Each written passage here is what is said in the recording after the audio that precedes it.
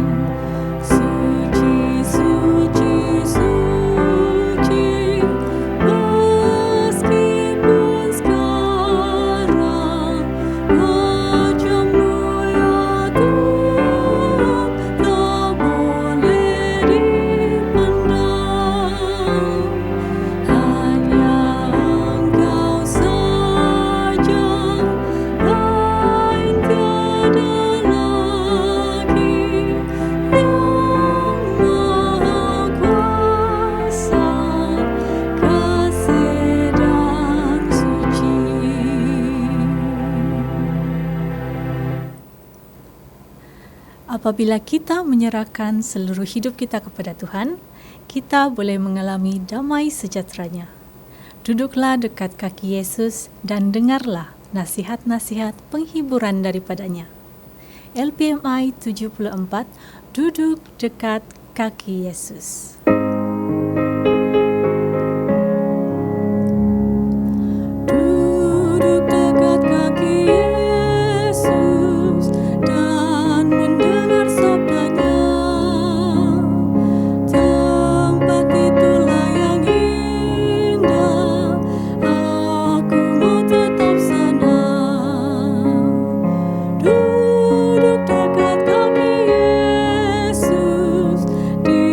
Sana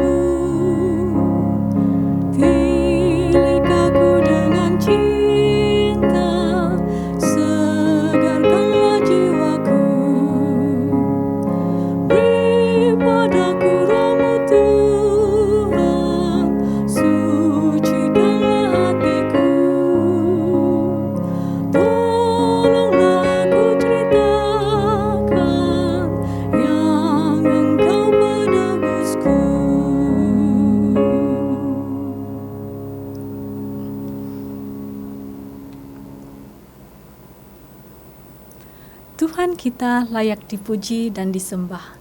Inilah masanya untuk kita memuji karena cinta dan berkat berlimpahnya kepada kita. Marilah kita terus memujinya dengan LPMI 138, Puji pada Tuhan.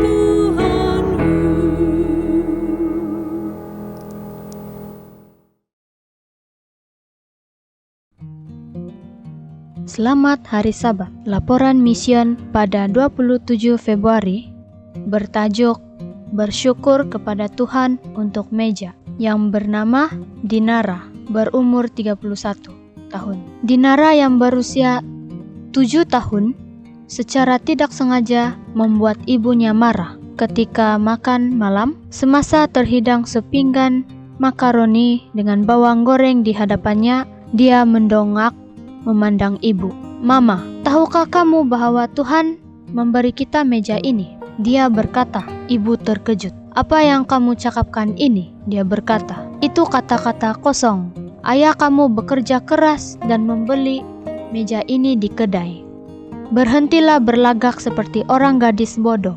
Dinara berkeras. "Tidak, mereka mengatakan kepada saya bahwa Tuhanlah yang memberikannya," katanya. "Siapa yang memberitahu kamu hal itu?" kata ibu.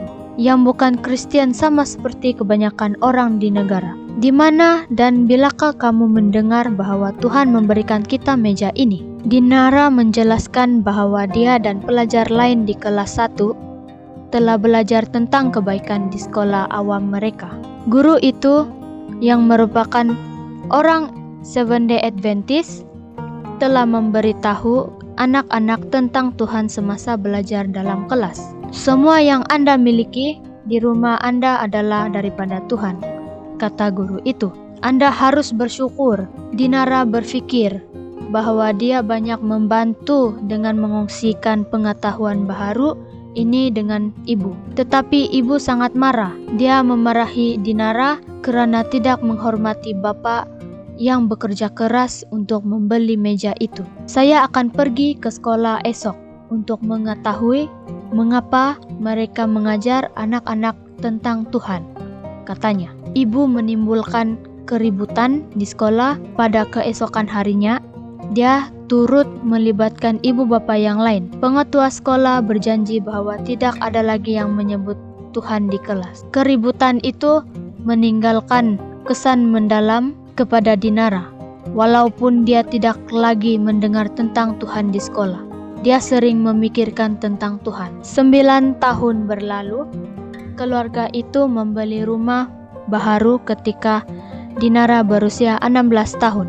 Dia menjumpai Alkitab kanak-kanak yang kompang-komping di rumah itu. Buku berwarna biru muda itu hilang lebih daripada separuh halamannya. Tetapi Dinara membaca apa yang tersisa dengan penuh minat. Dia tidak memahami banyak perkara yang dibacanya, tetapi dia faham bahwa itu mengenai Tuhan.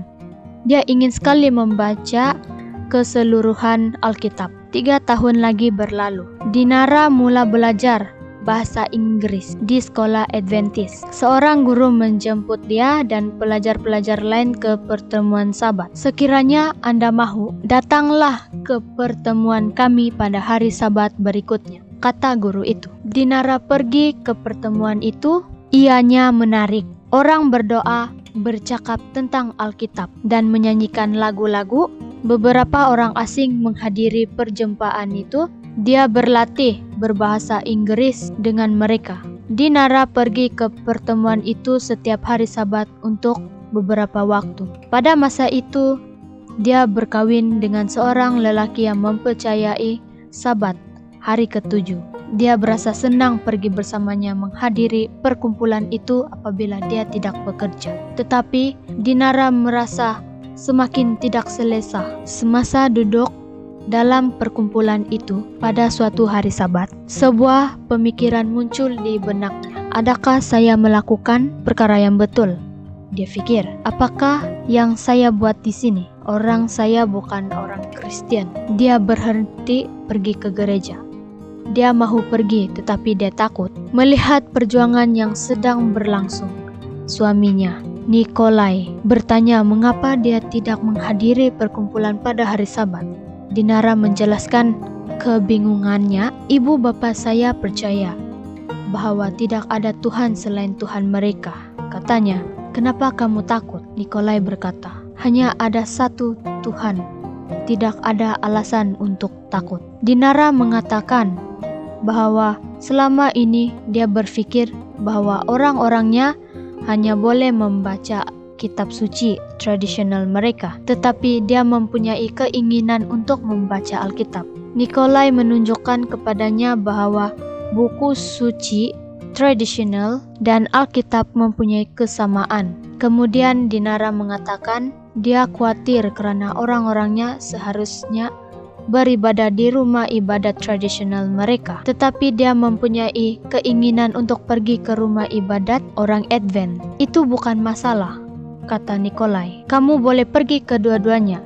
Jangan ragu untuk pergi beribadah dengan orang Advent. Tidak ada yang menghalang kamu. Dinara kembali beribadah dengan orang-orang Advent. Kemudian dia menyerahkan hatinya kepada Tuhan. Hari ini dia gembira dapat membaca Alkitab pada bila-bila masa yang dia mahukan. Dia berterima kasih kepada Tuhan untuk Alkitab dan semua yang ada di rumahnya. Saya mengucapkan terima kasih sepanjang masa, dia berkata. Dari saat saya bangun hingga tidur di dalam hari, saya mengucapkan terima kasih sepanjang masa, dia berkata. Dari saat saya bangun hingga tidur di malam hari, saya bersyukur kepada Tuhan untuk kehidupan makanan dan bahkan untuk meja. Segala yang baik datang dari Tuhan. Terima kasih kerana menyokong pendidikan Seventh-day Adventist di Divisi Eura Asia dengan doa dan persembahan misi Anda.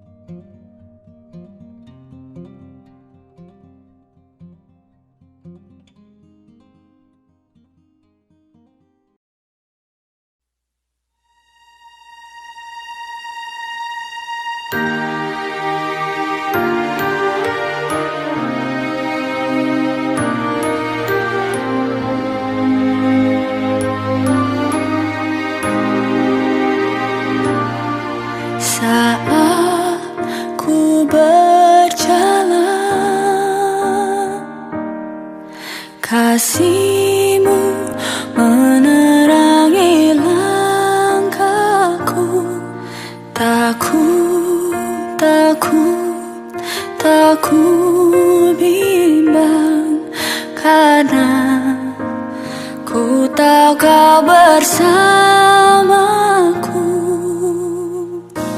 Kau lebih tahu yang terbaik bagiku. Kau lebih sanggup pulihkan hidupku.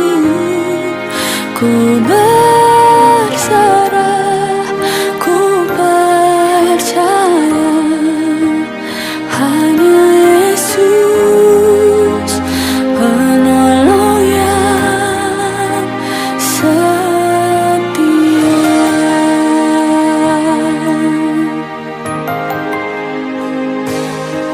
Saat ku berjalan, kasih-Mu menerangi langkahku.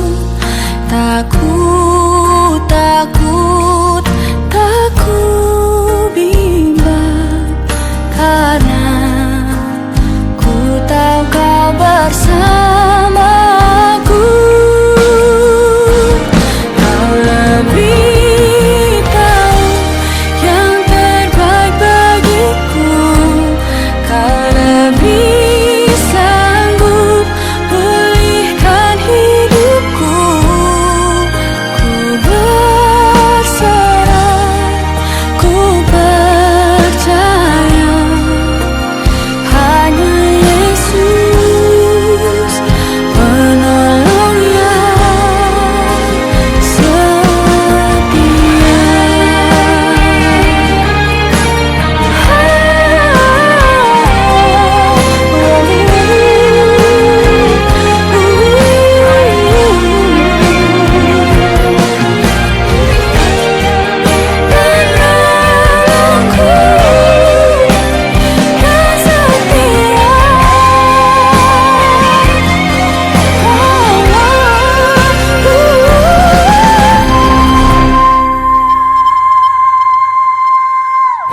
Kau lebih tahu yang terbaik bagiku.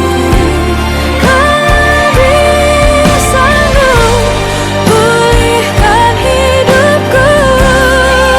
Ku berserah, ku percaya, hanya Yesus penolong yang setia. Hanya Yesus penolong yang setia.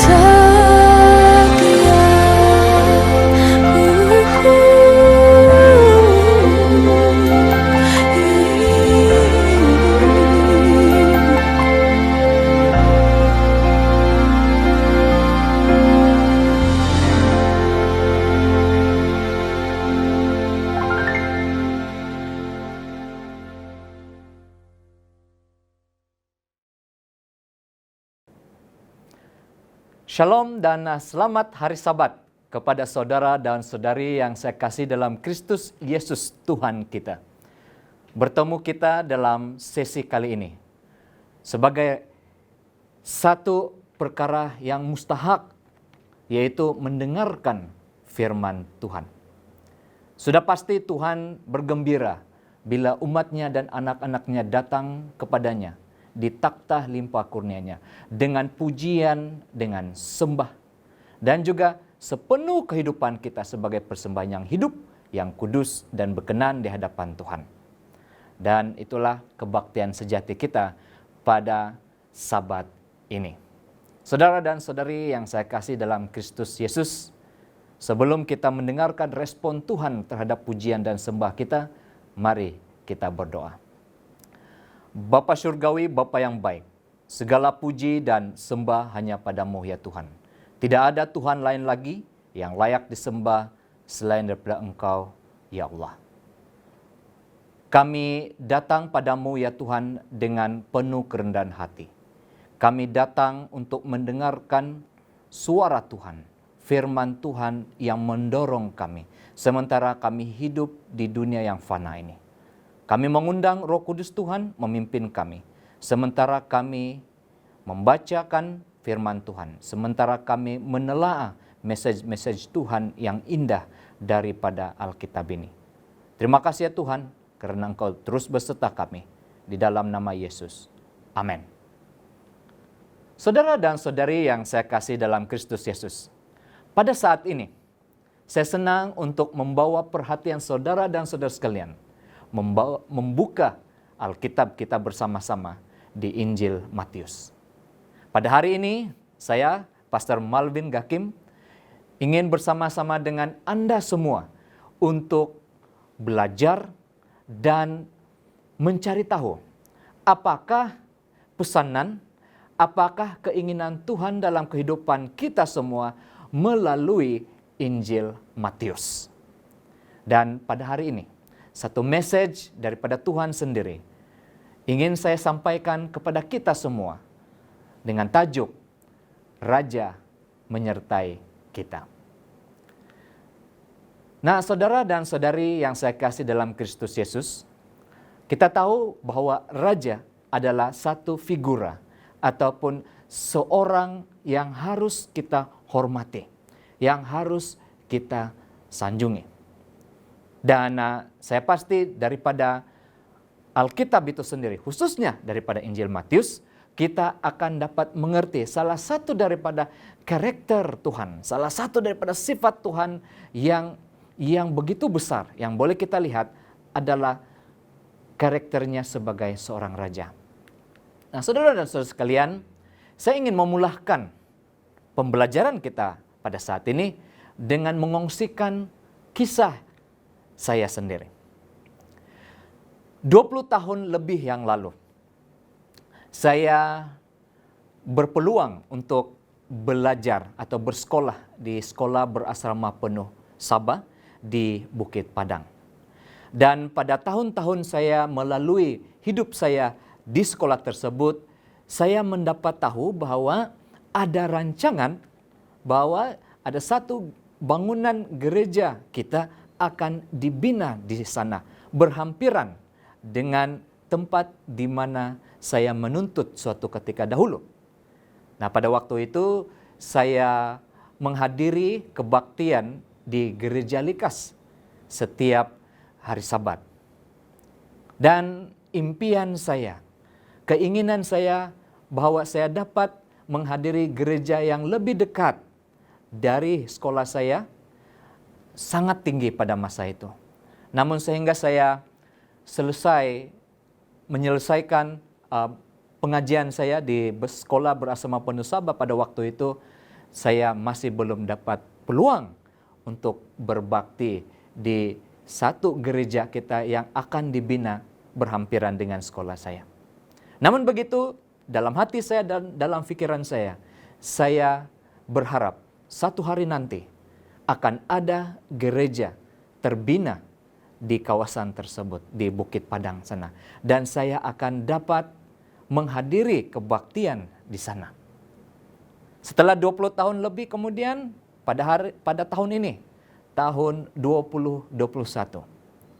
Dan juga selepas 16 tahun melayani sebagai seorang guru Alkitab dan juga pastor, akhirnya saya bukan sahaja hanya berbakti di gereja kita di Bukit Padang, yaitu Kota Kinabalu City English Church, tetapi saya diberi peluang oleh Tuhan untuk melayani gereja di sana.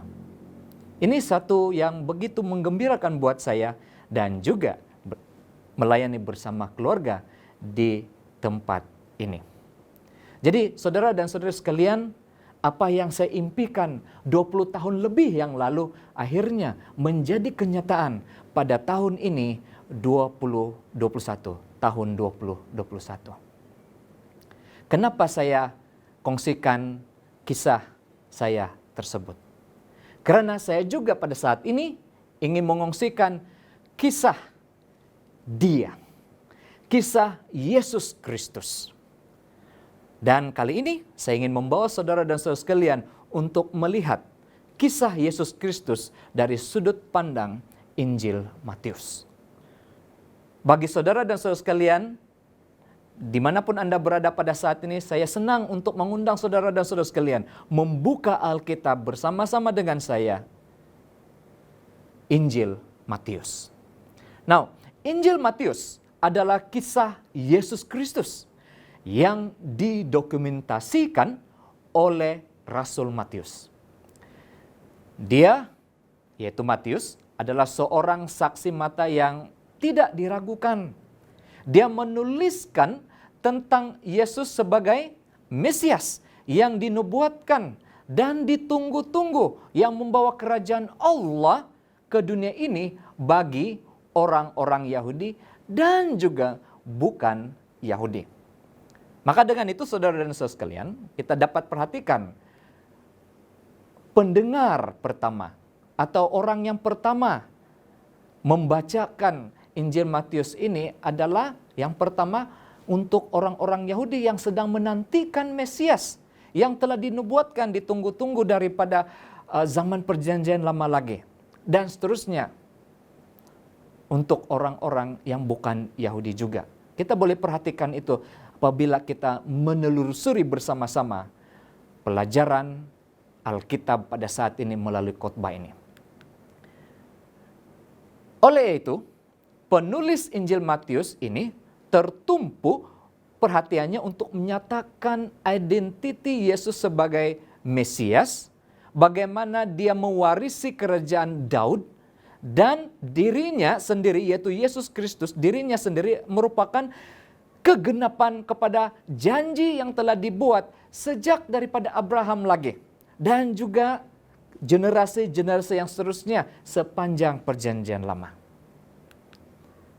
Untuk menyingkapnya, Matius memperlihatkan yang pertama, kalau kita perhatikan di permulaan daripada Injil Matius, bermula daripada pasal yang pertama, kita melihat salasila Yesus dan menekankan bahwa banyak peristiwa dalam kehidupan Yesus telah dinubuatkan oleh para nabi terdahulu di perjanjian lama. Kita boleh lihat itu dari pasal ke pasal, bermula daripada pasal pertama sehingga pasal ke-28 dalam Injil Matius. Dalam Injil ini juga Yesus digambarkan sebagai raja yang benar bagi Israel dan juga untuk Israel baru yang dibentuk semula. Kita boleh lihat itu daripada salasila Yesus itu sendiri, daripada Matius pasal yang pertama. Now, mari kita perhatikan sejenak. Matius 1 ayat 1 sehingga ayat 17. Matius 1 ayat 1 hingga ayat 17. Kita mendapati bahwa terdapat 42 generasi, 42 keturunan bermula daripada Abraham sehingga kepada munculnya Yesus.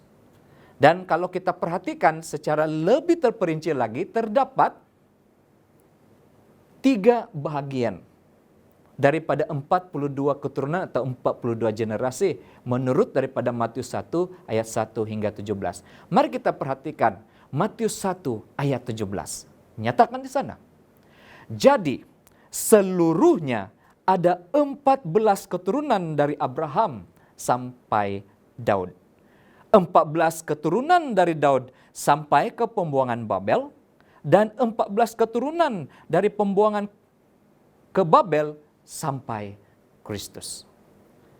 Apa yang penting kita dapat perhatikan di sini? Ada 2 nama yang begitu penting, yang begitu menonjol daripada salasila Yesus Kristus ini sendiri, yaitu Abraham dan juga Daud.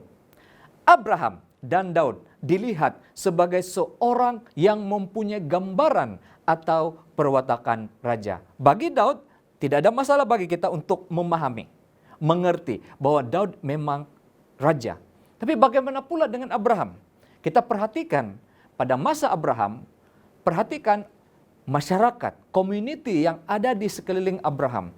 Pada waktu ada keributan, pada waktu ada konflik yang berlaku di mana Abraham berada, pastinya ada raja-raja yang datang meminta bantuan daripada Abraham. Sedangkan Abraham seorang ketua keluarga.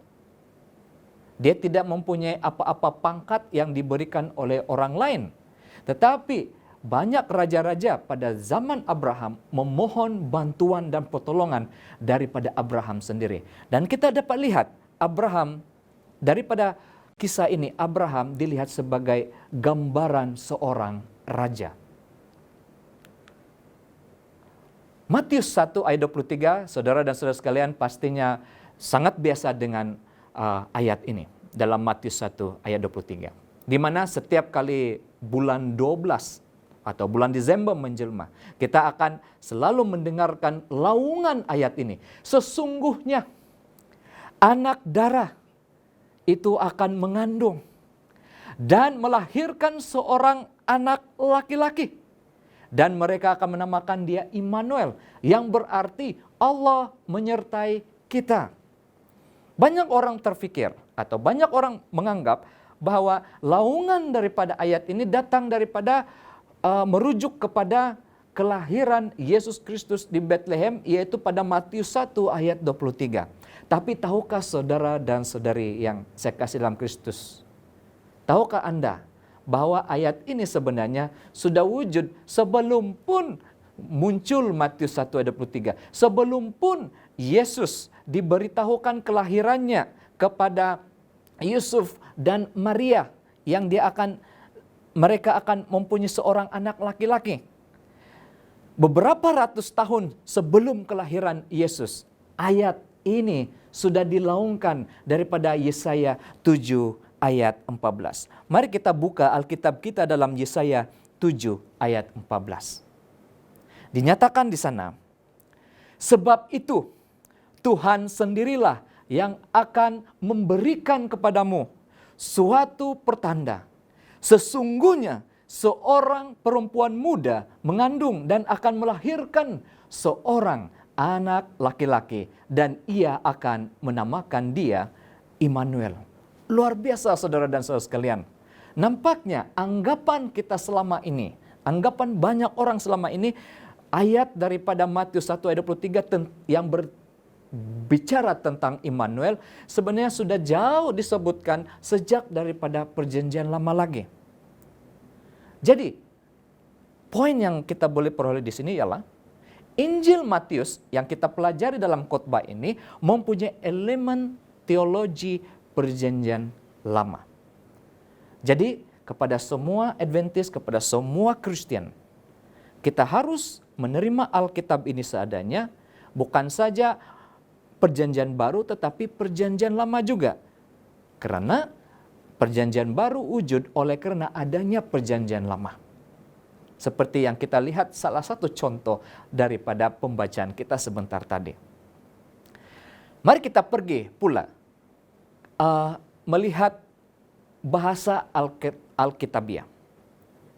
Bagi kamu dan bagi kita yang berminat dengan bahasa Alkitabiah, Mesias, perkataan Mesias dalam bahasa Ibrani disebut di sana Mashiach. Itu bahasa Ibrani daripada perjanjian lama, bahasa yang digunakan untuk menuliskan perjanjian lama. Kebanyakan tulisan-tulisan di perjanjian lama dituliskan dalam bahasa Ibrani atau bahasa Hebrew, dan sebahagiannya sedikit daripada bahasa Aramaik. Bagaimana pula bahasa yang digunakan untuk menuliskan perjanjian baru? Bahasa Greek atau bahasa Yunani. Di sana Kristus dalam bahasa Yunani adalah Kristos. Nah, apakah perkaitan antara Mashiach dan Kristus? Apakah perkaitan antara Mesias dan Kristus ini saudara dan saudara sekalian? Mesias atau Mashiach dalam bahasa Ibrani, Kristus atau Kristos dalam bahasa Greek atau bahasa Yunani mempunyai maksud yang sama. Daripada bahasa yang berbeza tetapi mempunyai maksud yang sama. Mesias dan Kristus mempunyai maksud yang sama, yaitu yang diurapi. Saudara dan saudara sekalian, kita melihat sebentar tadi dari awal daripada khotbah ini, Yesus dilihat sebagai seorang raja. Melalui salah silah Yesus Kristus itu sendiri. Dan Yesus Kristus ini, namanya Mesias, namanya Kristus yang diurapi. Kalau kita lihat di Perjanjian Lama, raja seharusnya diurapi. Namun, apabila kita lihat Yesus Kristus di dalam Perjanjian Baru, pernahkah saudara dan saudara sekalian melihat pengurapan yang tepat, yang sesuai untuk dia sebagai seorang raja? Sekurang-kurangnya kita dapat melihat pengurapan ke atas Yesus di dalam Matius 26. Kita boleh lihat satu cerita yang luar biasa di dalam Matius 26, di mana Yesus diurapi untuk mempersiapkan dia kepada kematiannya. Dengan kata lain, Yesus yang dilihat sebagai seorang raja diurapi untuk mempersiapkan dia sebagai raja bagi kematiannya, saudara dan saudara sekalian.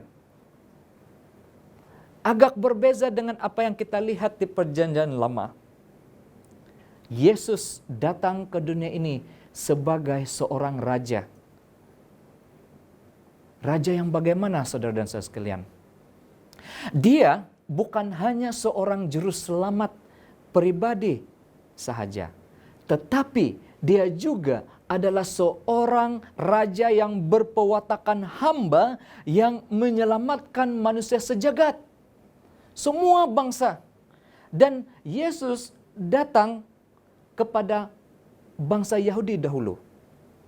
Dan dengan harapan apabila bangsa Yahudi ini didatangi dengan Raja Agung ini, dibangunkan, direformasikan untuk menjalankan tanggung jawab mereka, membawa bangsa-bangsa lain untuk datang menyembah kepada Raja yang benar, yaitu Yesus Kristus. Kita boleh lihat ini dalam Matius 20 ayat 28.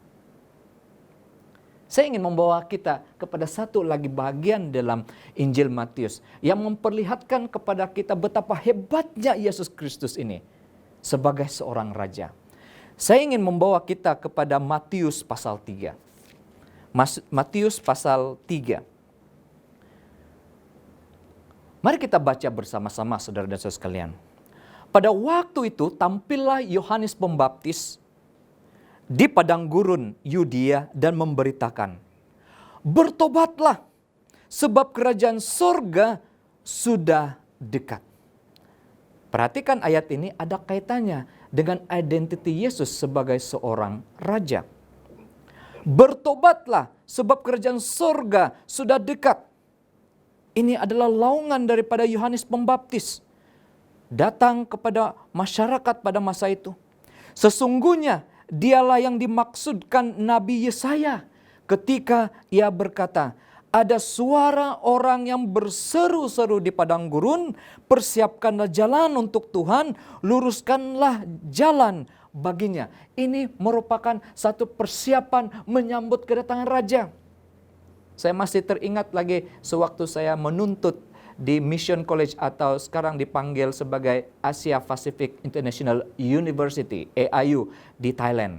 Pada waktu sampai masanya graduasi, biasanya ada kerabat diraja datang untuk terlibat sama dalam upacara convocation itu ataupun graduasi itu.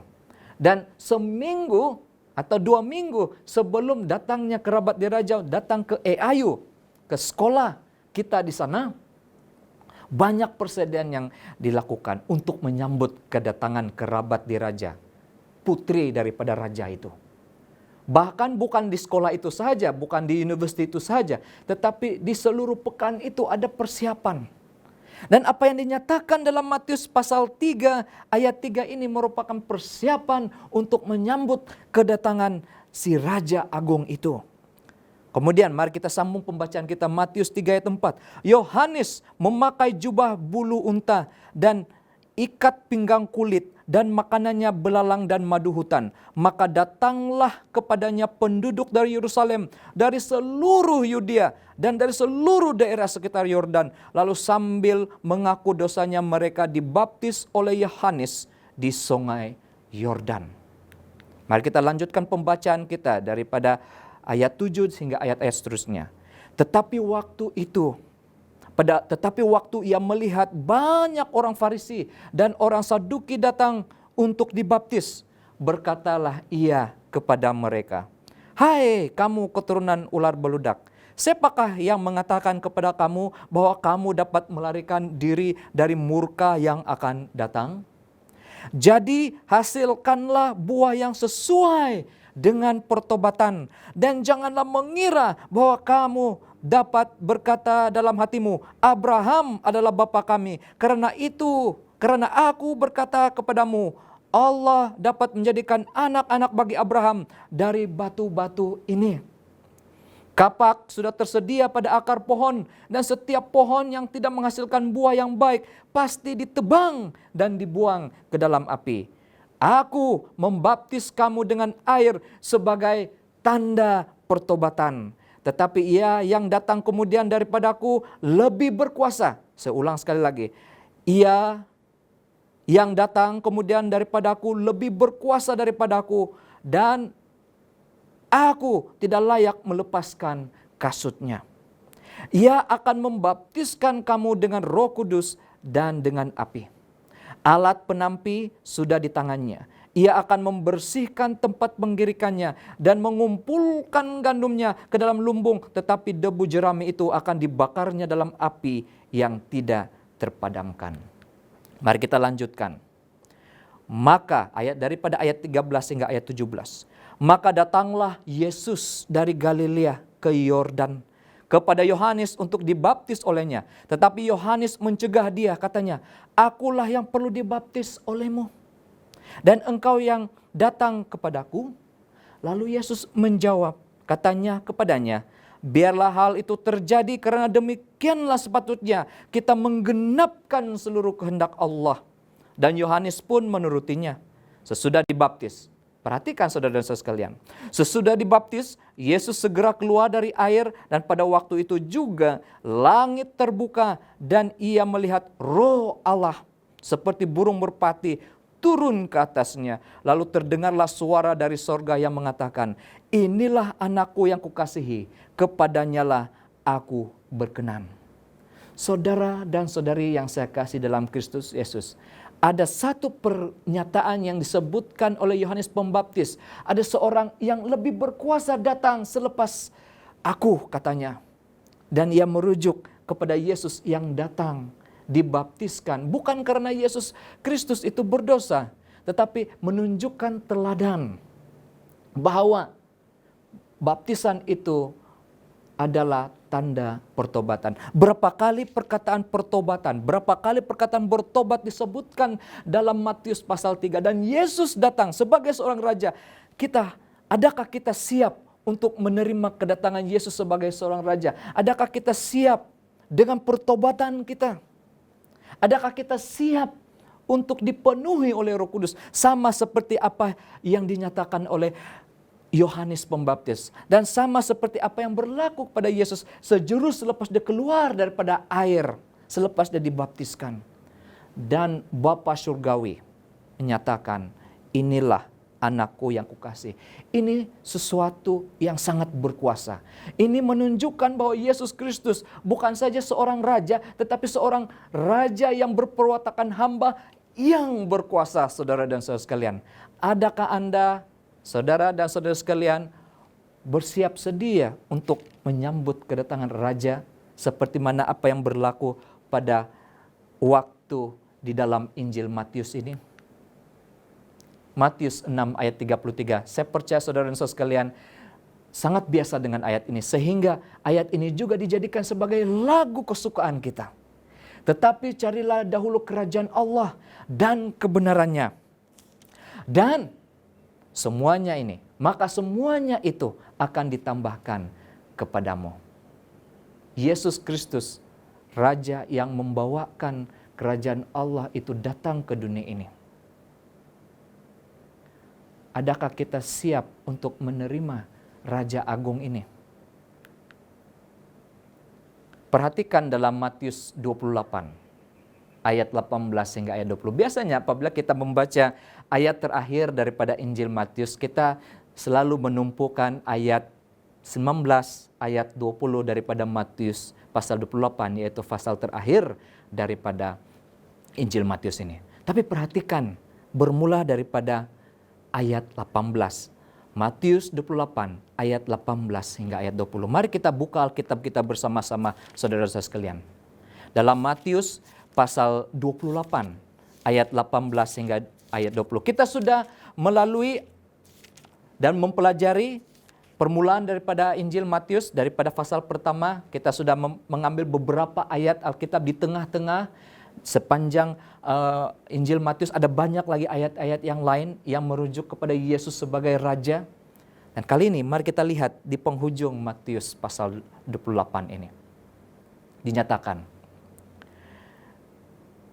Yesus mendekati mereka dan berkata, "Kepadaku telah diberikan segala kuasa di sorga dan di bumi. Karena itu, pergilah, jadikanlah semua bangsa muridku dan baptislah mereka dalam nama Bapa dan Anak dan Roh Kudus. Dan ajarlah mereka melakukan segala sesuatu yang telah kuperintahkan kepadamu. Dan ketahuilah, aku menyertai kamu senantiasa sampai kepada akhir zaman." Perhatikan pada ayat ke-18. Wah, sungguh luar biasa. Yesus mengatakan, "Kepadaku telah diberikan segala kuasa di sorga dan di bumi." Atau boleh diterjemahkan juga, segala kuasa di langit dan di bumi. Dan kalau kita perhatikan di perjanjian lama, Tuhan dikenali sebagai pencipta langit dan bumi. Seorang figura. Tuhan yang tidak tertandingkan, sangat berkuasa. Dan Yesus menyatakan pernyataan ini sebelum menyatakan perintah agung atau suruhan agung kepada murid-muridnya. Dan juga kepada kita hari ini. Bahwa dia mempunyai kuasa, dia mempunyai wibawa, dia mempunyai kedaulatan, dan dia mempunyai kekuatan. Dia mempunyai authority untuk memberikan perintah itu kepada kita. Dan perintah itu sudah tidak lain dan tidak bukan adalah menjadikan semua bangsa murid Yesus. Tidak kira pada waktu kita mengajar mereka Alkitab, tidak kira pada waktu kita mengajar apa yang diperintahkan Tuhan, tidak kira pada waktu mereka yang kita mau muridkan itu dibaptiskan. Tetapi saudara-saudara sekalian, pribadi yang memberikan perintah itu adalah seorang yang berkuasa, saudara-saudara sekalian. Seorang raja. Dan dia mempunyai perwatakan hamba. Raja ini, Yesus ini mengatakan, "Aku datang bukan untuk dilayani tetapi melayani." Inilah sifat Raja Agung itu yang membawa kerajaan Tuhan di dunia ini. Yang sudah sekian lama hilang, sudah sekian lama rosak image-nya oleh karena dosa, saudara dan saudara sekalian. Suruhan agung diberikan dengan kuasa dan kewibawaan sepenuhnya daripada Yesus Kristus. Kita perhatikan, bermula daripada Matius pasal 1 dan diakhiri dengan Matius 28. Yesus adalah Raja dan Putra kedamaian yang mengamanahkan kuasanya kepada kita. Semua sebagai alatnya, sebagai muridnya, dan orangnya, agennya yang menjadikan semua orang sebagai muridnya. Dengan kata lain, ini merupakan satu proyek yang diberikan oleh Raja kita Yesus Kristus yang sangat besar untuk menjadikan murid sehubungan dengan misi Tuhan untuk memulihkan kerajaannya di bumi ini. Ini adalah keinginan Tuhan bahwa kerajaannya dipulihkan semula di bumi ini. Dan untuk mencapai misi itu, maka proyek pemuridan ini harus dilaksanakan. Memberitahukan kepada banyak orang, kepada semua orang tentang datangnya Raja Agung ini, Yesus Kristus. Datangnya kerajaan ini di dunia ini. Dan apabila kita mendengarkan panggilan Yesus Kristus, panggilan Raja ini, kita tidak boleh tolak kalau kita mengakui Yesus itu sebagai Raja. Bukan sebagai seorang juru selamat pribadi saja, tetapi seorang Raja. yang berkuasa, yang tidak terkalahkan. Dan ini adalah amanah kepada kita, saudara dan saudara sekalian. Ini adalah satu panggilan penatalayanan bagi Anda dan saya.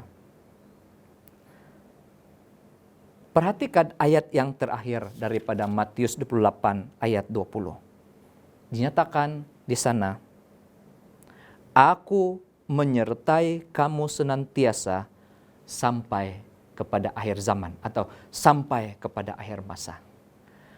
Adakah saudara dan saudara sekalian dalam Kristus Yesus perasan atau menyadari bagaimana Injil Matius ini ditutup dan bagaimana Injil Matius ini dibuka?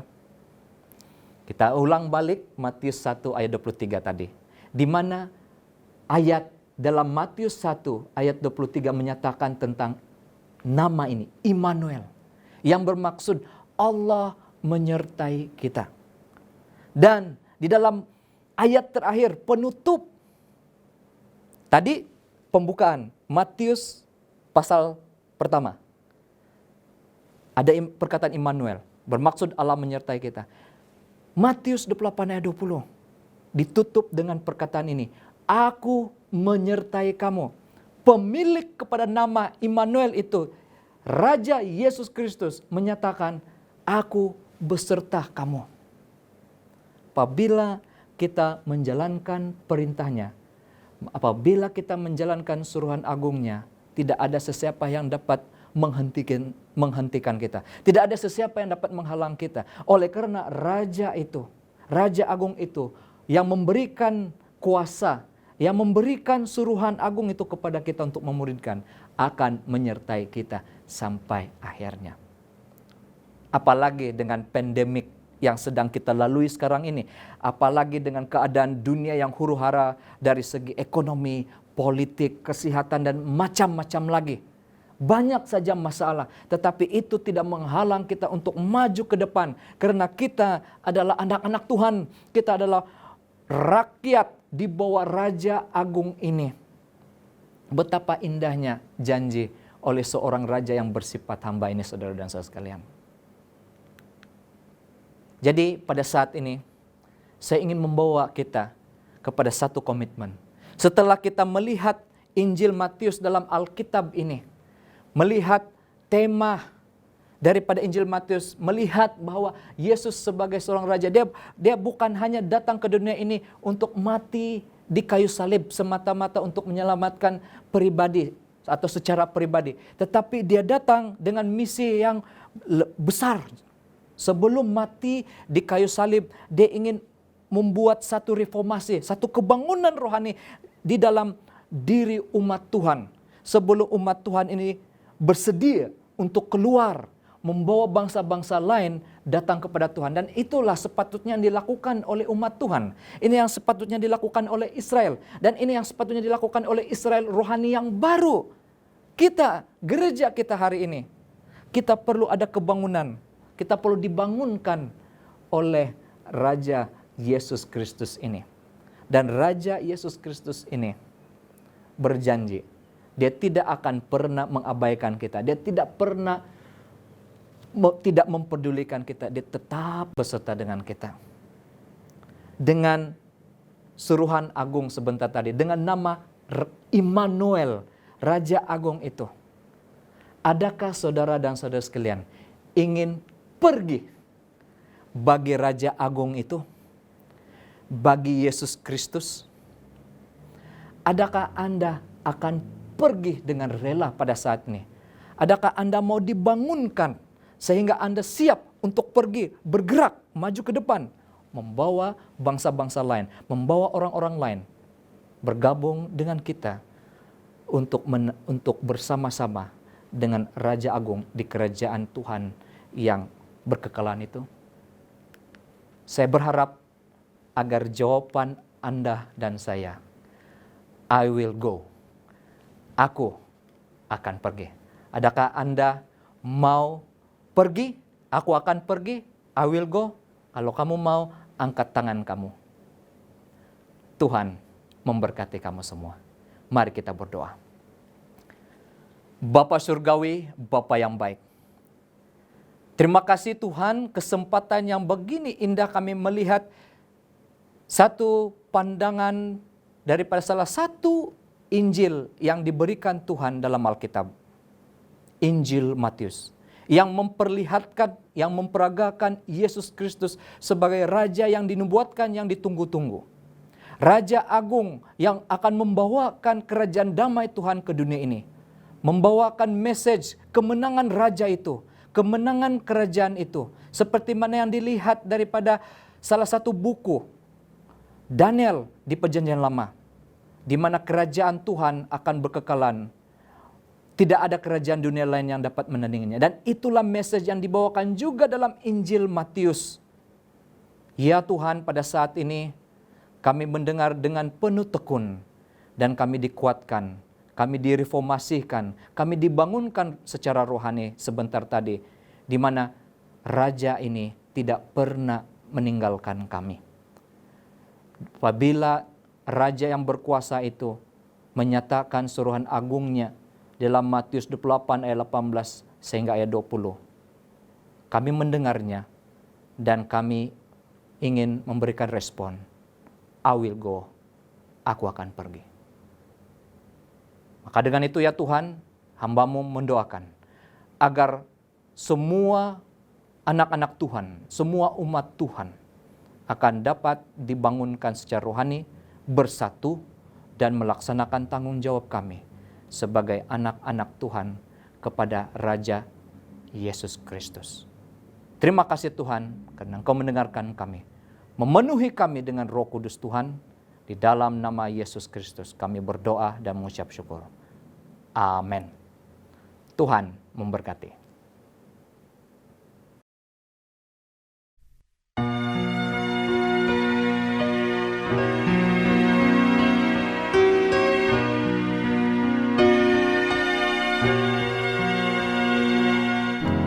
Hear the voice of Jesus calling.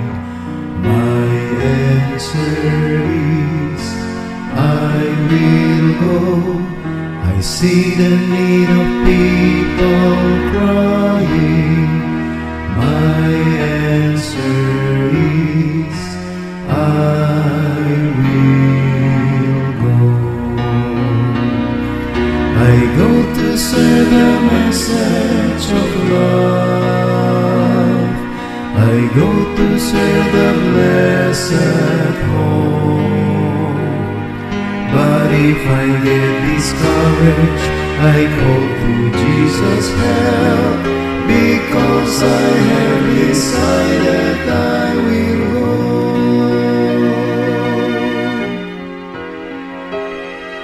Ku dengar suara Yesus panggil, ku jawab ku kan pergi. Ku lihat jiwa yang bersedih, ku jawab ku kan pergi. Pergi beritakan kabar kasih, bagikanlah pengharapan. Dan bila aku lemah, Yesus menolongku, karena keputusanku kan pergi. I go to share the message of love. I go to share the blessed hope. But if I get discouraged, I go to Jesus' help, because I have decided I will go.